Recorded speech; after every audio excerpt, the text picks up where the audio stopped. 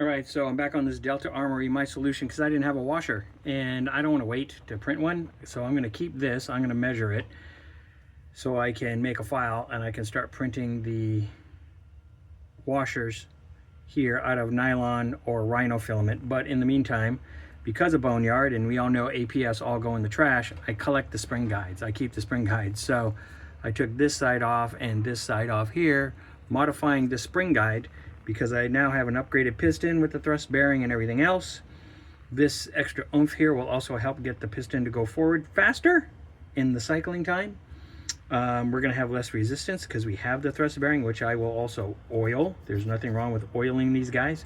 You can even get a syringe and pack some grease in it. That's never going to hurt.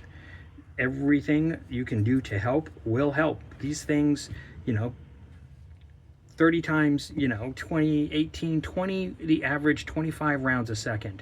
This thing is spinning, and it's spinning one way, then the other, one way, then the other, or it's staying in place, but it is spinning. Grease is not going to hurt.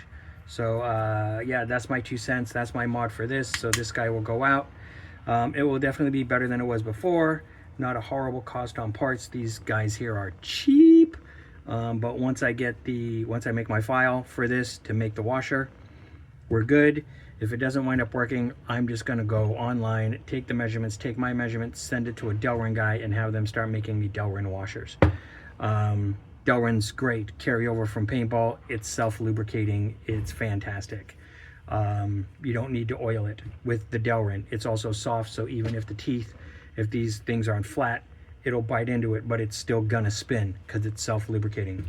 All right, guys, that's the end of my day-to-day rant on this Delta Armory gun. All right, later.